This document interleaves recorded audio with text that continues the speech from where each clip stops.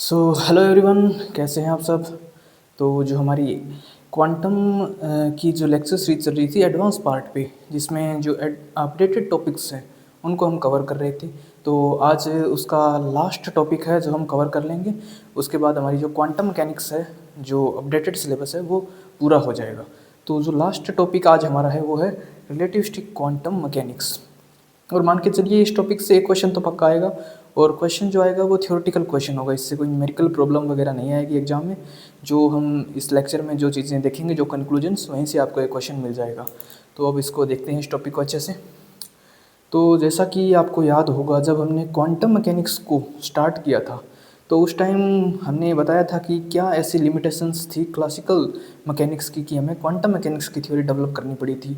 तो आपको याद होगा कि हमने कहा था कि जब पार्टिकल का साइज बहुत स्मॉल हो जाता है तो न्यूटन्स के जो नियम हैं, जो क्लासिकल मैकेनिक्स के नियम हैं, वो उन पार्टिकल्स को सही सही एक्सप्लेन नहीं कर पाते हैं। तो उनको एक प्रॉपर एक्सप्लेनेशन देने के लिए कुछ अदर लॉज, कुछ अदर इक्वेशंस हमने क्रिएट की थी, और उन्हीं लॉज और इक्वेशंस को मिला के हमने एक थ्योरी डेवलप की जिसको हमने बोला था क्वांटम मैकेनिक्स। तो क्वांटम मैकेनिक्स की जो थ्योरी थी, उसकी जो एक कोर इक्वेशन थी वो थी श्रोडिंजर इक्वेशन। श्रोडिंजर इक्वेशन से ही हम हर एक सिस्टम को सोल्व करते थे, और उसी से हम उसकी एनर्जी आइगन फंक्शन और एनर्जी आइगन वैल्यूज़ निकालते थे। श्रोडिंजर इक्वेशन जो थी वो वैलिड थी ऐसे स्मॉल पार्टिकल्स के लिए जिनकी जो स्पीड है वो स्पीड ऑफ लाइट से काफ़ी कम है। तो उन पार्टिकल्स को सही सही एक्सप्लेन कर पाती थी। लेकिन अगर बात की जाए जब ऐसे पार्टिकल्स की जिनकी स्पीड ऑफ लाइट के कंपेरेबल है, तब जो श्रोडिंजर इक्वेशन है वो सही एक्सप्लेनेशन नहीं दे पाती है। तो इसी लिमिटेशन की वजह से एक नई थ्योरी रिलेटिविस्टिक क्वांटम मैकेनिक्स का ये डेवलपमेंट हुआ। तो आज इसी थ्योरी को हम डिस्कस करने वाले हैं। इसमें दो इक्वेशंस हम पढ़ेंगे, क्लीन गॉर्डन इक्वेशंस और डिराक इक्वेशन। तो चलिए अब हम बात करते हैं यहाँ पे थोड़ी सी बेसिक कि कैसे, अगर आपको याद हो तो एक रिलेशन लिखा जाता है non relativistic quantum mechanic, non relativistic physics होती है हमारी, उसमें एनर्जी और मोमेंटम के बीच का रिलेशन ये है। तो श्रोडिंजर ने इस नॉन रिलेटिविस्टिक रिलेशन का यूज करके श्रोडिंजर जो इक्वेशन है वो बनाई थी, जो कि नॉन रिलेटिविस्टिक पार्टिकल्स को सही सही एक्सप्लेन करती है। लेकिन आपको पता होगा कि रिलेटिविस्टिक जो मैकेनिक्स है उसमें जो इक्वेशन जो होती है वो ये होती है एनर्जी और मोमेंटम के बीच की। ये वाली इक्वेशन रिलेटिविस्टिक इक्वेशन है आपके एनर्जी और मोमेंटम के बीच की। तो जब ये इक्वेशन हम यूज़ करते हैं तो हमारे पास निकल के आती है श्रोडिंजर इक्वेशन। लेकिन ये इक्वेशन सिर्फ नॉन रिलेटिविस्टिक पार्टिकल्स के लिए ही वैलिड है। तो उसके बाद सबसे पहले जो रिलेटिविस्टिक क्वांटम मैकेनिक्स में इक्वेशन बनाने की शुरुआत की वो की थी क्लीन गॉर्डन ने। तो पहली जो इक्वेशन निकल के आई वो आई क्लीन गॉर्डन इक्वेशन, जिन्होंने रिलेटिविस्टिक जो इक्वेशंस थी उनका यूज करके ये इक्वेशन निकाली। तो चलिए अब बात करते हैं क्लीन गॉर्डन इक्वेशन की।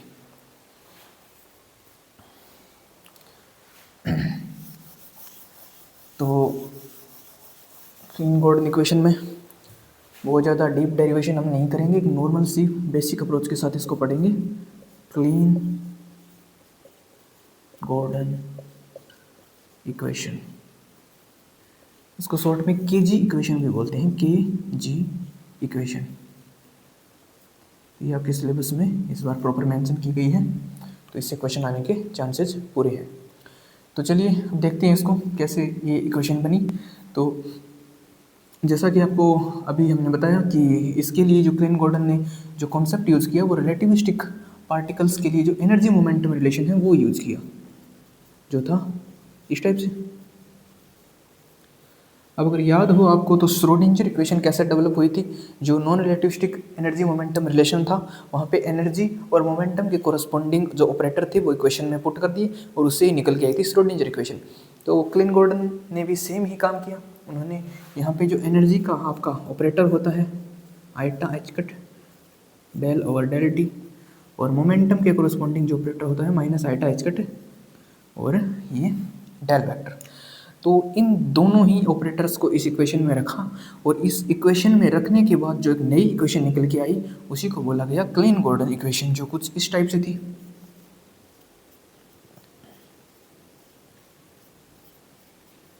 और m² c² h cut square psi is equal to 0। तो ये जो इक्वेशन थी इसको बोला जाता है क्लीन गॉर्डन इक्वेशन।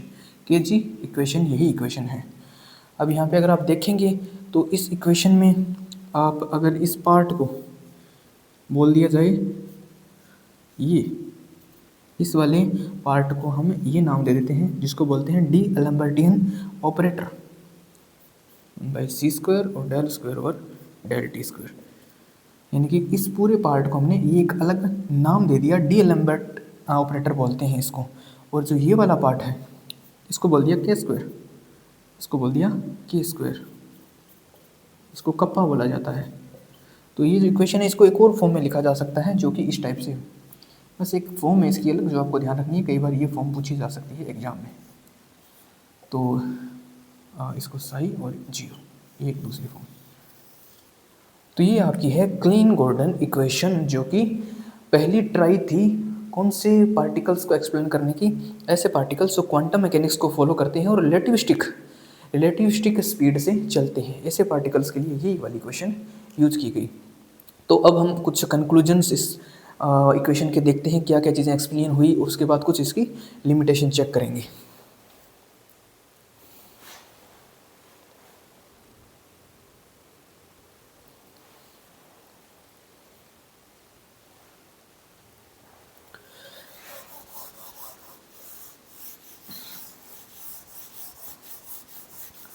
अब ये कंक्लूजन है वो आपको ध्यान रखने हैं एग्जाम पॉइंट ऑफ व्यू से। तो कंक्लूजन्स फॉर केजी इक्वेशन, कौन कौन से कंक्लूजन इक्वेशन से निकल के आते हैं वो देखते हैं। तो पहला जो कंक्लूजन आपको ध्यान रखना है वो है ये इक्वेशन स्पिन जीरो पार्टिकल्स के लिए ही एप्लीकेबल है। तो applicable for spin zero particles, यानी कि स्पिन जीरो पार्टिकल्स है उन्हीं को एक्सप्लेन करती है जिनको हम स्केलर पार्टिकल्स भी बोलते हैं। स्पिन जीरो पार्टिकल्स को स्केलर पार्टिकल्स भी बोला जाता है। सेकंड कंक्लूजन जो आपको ध्यान रखना है, जो सेकंड कंक्लूजन इससे निकल के आया वो ये था कि केजी इक्वेशन जो है ये लोरेंज इनवेरिएंट इक्वेशन है। लोरेंज इनवेरिएंट का मतलब आप जानते होंगे। लोरेंज इनवेरिएंट का मतलब होता है अगर कोई भी इक्वेशन अलग अलग फ्रेम से देखी जाए, अगर उसका अलग अलग फ्रेम में उस इक्वेशन को रखा जाए, अगर उसका फॉर्म सेम रहे तो उस इक्वेशन को बोलते हैं लोरेंज इनवेरिएंट। तो ये इक्वेशन जो है वो लोरेंज इनवेरिएंट है। तीसरा जो कंक्लूजन ध्यान रखना है, तो अभी जो हमने इक्वेशन लिखी उसमें आपने देखा होगा एक डिफरेंशियल इक्वेशन थी और इसमें जो टाइम का डेरिवेटिव था वो सेकंड ऑर्डर डेरिवेटिव था, यानी कि ये टाइम के रिस्पेक्ट में सेकंड ऑर्डर इक्वेशन है। It is a second order equation with respect to time. ये एक इम्पोर्टेंट फैक्ट है इसका कि ये टाइम के रिस्पेक्ट में सेकंड ऑर्डर इक्वेशन है, क्योंकि जो हमारी श्रोडिंगर इक्वेशन होती है वो टाइम के रिस्पेक्ट में फर्स्ट ऑर्डर है, और जो अगली हम डिराक इक्वेशन पढ़ेंगे वो भी फर्स्ट ऑर्डर ही है टाइम के रिस्पेक्ट में। ये है second order with respect to time. चलिए नेक्स्ट अब हम बात करते हैं इसकी कुछ लिमिटेशंस की। ये हमने कंक्लूजन 2-3 जो आपको ध्यान रखने हैं इस इक्वेशन से। अब कुछ इसकी लिमिटेशन थी और उन्हीं लिमिटेशन के कारण हमें नेक्स्ट डिराक इक्वेशन को पढ़ना पड़ता है। तो इस क्लीन गॉर्डन इक्वेशन की हम देखते हैं लिमिटेशन। तो लिमिटेशंस ऑफ केजी इक्वेशन,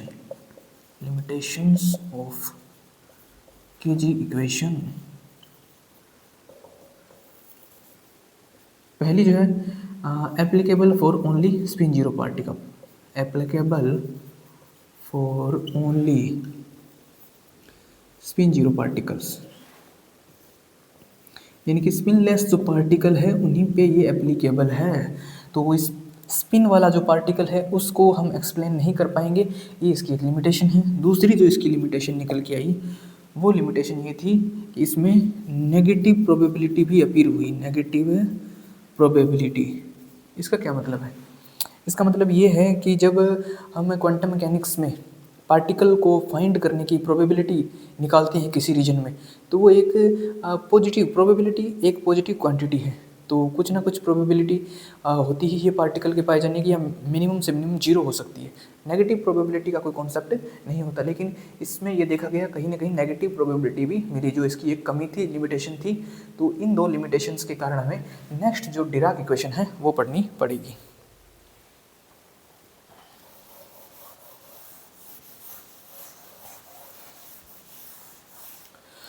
तो अब हम देखते हैं नेक्स्ट जो हमारी इक्वेशन है वो है Dirac equation.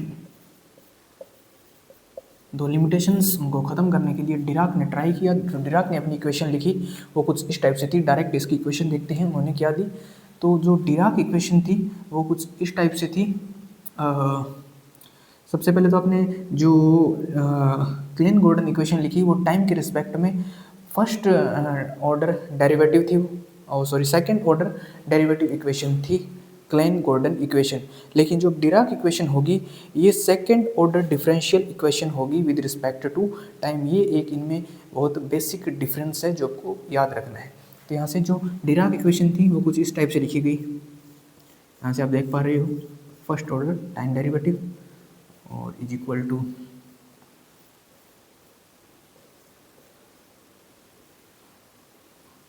Plus beta M C square. Sorry एक मिनट, इसको थोड़ा लिखते हैं सही से।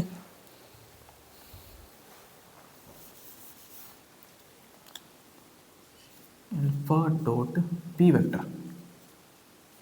और साई। ठीक है, ये जो इक्वेशन है इसको बोलते हैं डिराक इक्वेशन। इसको बोलते हैं Dirac equation for free particle, यानी कि फ्री पार्टिकल्स जो होते हैं उनके लिए ये इक्वेशन वैलिड होती है। ये जनरल इक्वेशन नहीं है, लेकिन फिर भी एक इम्पॉर्टेंट इक्वेशन है। अगर पार्टिकल जो है आपका फ्री है, कोई भी पोटेंशियल उसके ऊपर एप्लीकेबल नहीं है, तो ये वाली इक्वेशन डिराक इक्वेशन के रूप में हम यूज करते हैं। लेकिन अगर मान लीजिए पार्टिकल जो है वो फ्री नहीं है, किसी इलेक्ट्रोमैग्नेटिक रीजन में रखा हुआ है, तब हमें क्या करना है, उसके लिए जो डिराक इक्वेशन लिखेंगे वो एक जनरल फॉर्म में आती है। तो उसके लिए हमें क्या करना है, जो पी वेक्टर है इसको रिप्लेस कर दीजिए पी वेक्टर माइनस क्यू ए वेक्टर, और एक एक्स्ट्रा टर्म ऐड कीजिए एक टर्म क्यू फाई। ये आप जानते होंगे ये वेक्टर पोटेंशियल है इलेक्ट्रोमैग्नेटिक फील्ड का, और फाई स्केलर पोटेंशियल है। और जब ये हम यहाँ पे चीज़ें ऐड करेंगे तो जो इक्वेशन निकल के आएगी वो कुछ इस प्रकार से C alpha dot P minus Q A और plus beta M C square, और एक टर्म ऐड करना है आपको ये। तो ये जो इक्वेशन निकल के आएगी ये है Dirac equation for particle in electromagnetic field. तो इलेक्ट्रोमैग्नेटिक फील्ड के अंदर जब पार्टिकल है तो ये वाली इक्वेशन निकल के आती है। इसको बोलते हैं जनरल इक्वेशन। अब यहाँ पे कुछ टर्म्स हमने यूज़ किए हैं, वो देखते हैं क्या क्या है। अल्फ़ा और बीटा जो है ये हैं डिराक मैट्रिसेस। डिराक मैट्रिसेस इनकी कुछ प्रॉपर्टीज़ होती है वो हम देखेंगे जो इम्पोर्टेंट है एग्जाम पर्सपेक्टिव से। और जो यहाँ पे हमने ए वेक्टर यूज़ किए है उसको आप जानते हो इलेक्ट्रोमैग्नेटिक फील्ड में वेक्टर पोटेंशियल होता है, ये वेक्टर पोटेंशियल। और जो फाई है वो है स्केलर पोटेंशियल। तो ये चीज़ें हमने यूज़ की है यहाँ पर। तो ये हमने देखी डिराक इक्वेशन की फॉर्म जो डायरेक्टली आपको पेपर में पूछी जा सकती है, क्योंकि ये जो टॉपिक है एक थ्योरेटिकल टॉपिक है। बहुत ज़्यादा डेप्थ में इस टॉपिक को हम अपने लेवल पे एक्सप्लेन नहीं कर रहे हैं। इसका मतलब यहाँ से जो क्वेश्चन आना है वो थ्योरेटिकल क्वेश्चन आना है, और एक इसी टाइप से आपको क्वेश्चंस पूछी जाएंगे। अब इसके हम कुछ कंक्लूजन्स देखते हैं नेक्स्ट।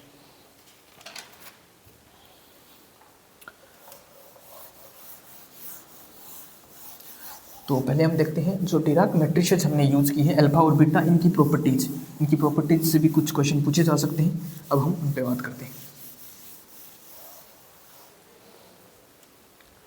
सो अब जो हमारा टॉपिक है properties of alpha and betas. Properties of alpha and betas जो मैट्रिसेस हैं उन पे। तो पहली जो प्रॉपर्टी सबसे पहले देख लीजिए आप, अल्फा जो है वो एक वेक्टर क्वांटिटी थी, वेक्टर था, यानी कि इसके जो 3 आपके पार्ट्स होंगे अल्फा एक्स, अल्फा वाई और अल्फा जेड, और एक होगा बीटा जो है वो स्केलर है।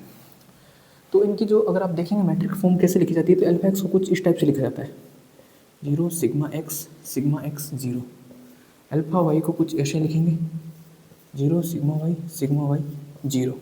अल्फा जेड को कुछ इस टाइप से लिखा जाता है 0 सिग्मा जेड 0, और बीटा जो है इसको इस तरीके से लिखेंगे 0 I 0 माइनस आई 0। तो sigma x sigma y sigma z, अगर आपको याद हो जब आपने क्वांटम मैकेनिक्स में स्पिन हाफ सिस्टम पढ़ा था तो वहाँ पे ये चीज़ें इंट्रोड्यूस हमने की थी। Sigma x sigma y sigma z जो होती है पॉली मैट्रिसेस, और आई जो है वो यूनिटी मैट्रिक्स है। तो अब ये जो इस टाइप से मैट्रिक्स फॉर्म है, इनसे क्या क्या प्रॉपर्टीज़ निकलती है। तो पहली प्रॉपर्टीज़ आपको याद रखनी है, अगर देखें यहाँ से तो ये सारी की सारी मैट्रिसेस जो है वो ट्रेसलेस है, इनका ट्रेस जीरो है। अगर ये देखेंगे 0 0 ट्रेस 0 0 0 और 0, तो पहली जो प्रॉपर्टी है इनकी वो है ट्रेसलेस। सेकंड अगर देखेंगे इनका डिटर्मिनेंट जो है, डिटर्मिनेंट जो आएगा वो आएगा ±1 की फॉर्म में। दूसरी प्रॉपर्टी ये हो गई। तीसरी प्रॉपर्टी ये होती है इवन डायमेंशनल, इनकी जो डायमेंशन होती है इवन डायमेंशन होती है। ये सारी 4x4 की मैट्रिक्सेस हैं, जब इसमें पॉली मैट्रिसेस भी आप पुट कर दोगे तो ये 4x4 की मैट्रिक्स बनेंगी, तो ये इवन डायमेंशनल होती है। फोर्थ, अगर आप ये चीज़ें फाइंड करेंगे alpha x square alpha y की, इनके स्क्वायर निकालेंगे सबकी, तो जो आएंगे वो आएंगे आई, यानी कि यूनिटी मैट्रिसेस निकल के आएगी। तो अगर आप ध्यान से देखेंगे ये वही सारी प्रॉपर्टीज़ हैं जो पॉली मैट्रिसेस फॉलो करती है। तो अगर पॉली मैट्रिसेस की प्रॉपर्टीज़ आपको पता है तो ये सेम प्रॉपर्टीज़ इनकी होती है। उसके अलावा एक एंटी कम्यूट करने की भी प्रॉपर्टी इनकी, यानी कि अल्फ़ा जो है वो एक दूसरे के साथ एंटी कम्यूट करते हैं, अल्फ़ा वाई एक्स। तो ये जो रिलेशन है इसको बोलते हैं एंटी कम्यूशन रिलेशन, यानी कि एक दूसरे के साथ एंटी कम्यूट कर रहे हैं ये। उसी प्रकार अल्फ़ा एक्स अल्फ़ा जेड के साथ भी करेगा, एक दूसरे के साथ सारे करेंगे ये, और अल्फ़ा वाई और अल्फ़ा जेड भी एक दूसरे के साथ करेंगे एंटी कम्यूट। उसके बाद जो अल्फ़ाज है ये बीटा के साथ भी एंटी कम्यूट करेंगे। तो छठी जो प्रॉपर्टी है वो alpha x beta plus beta alpha x बराबर 0। Similarly alpha y beta plus beta alpha y बराबर 0, और सिमिलरली जेड के साथ भी करेगा तो alpha Z beta plus beta alpha Z बराबर 0। तो ये है इनकी एंटी कम्यूट प्रॉपर्टी। तो ये कुछ प्रॉपर्टीज़ हैं अल्फ़ा एंड बीटा मैट्रिक्स से, जहाँ से एग्जाम में डायरेक्ट आपको क्वेश्चन देखने को मिल सकता है। अब बात करते हैं कुछ कंक्लूजन्स की। अब डिराक इक्वेशन के जो कंक्लूजन है उसके क्या क्या फ़ायदे हैं, क्या वो हम देखेंगे, क्या क्या हम चीज़ें फाइंड कर सकते हैं उससे। तो कंक्लूजन से भी आपको सीधा क्वेश्चन मिल सकता है।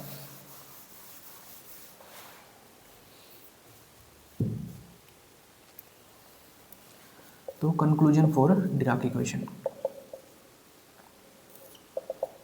फर्स्ट कंक्लूजन तो सेम लोरेंज इनवेरिएंट होगी, ये भी लोरेंज इनवेरिएंट, क्योंकि रिलेटिविस्टिक रिलेशन से ये सारी इक्वेशंस डेवलप हुई है, तो लोरेंज इनवेरिएंट होगी, लोरेंज इनवेरिएंट। तो पहली property first order with respect to time. तो ये भी आपने इसकी जो इक्वेशन देखी है तो उसमें जो टाइम का है फर्स्ट ऑर्डर डेरिवेटिव होता है, तो इसलिए टाइम के रिस्पेक्ट में फर्स्ट ऑर्डर इक्वेशन ही है। Valid for spin half system, valid for spin half system only. तो हमने देखा कि जो केज इक्वेशन थी वो स्पिन लेस पार्टिकल्स के लिए वैलिड थी। तो डिराक जो इक्वेशन है वो स्पिन लेस पार्टिकल के अलावा जो स्पिन वाले पार्टिकल हैं उनको एक्सप्लेन करती है, लेकिन उनमें भी वही स्पिन वाले पार्टिकल जिनकी स्पिन हाफ है, जैसे कि इलेक्ट्रॉन, तो ऐसे पार्टिकल्स को ये एक्सप्लेन करती है जिनकी स्पिन हाफ होनी चाहिए। नेक्स्ट जो ये एक चीज़ इससे निकल के आती है वो है एंटी मैटर का कॉन्सेप्ट।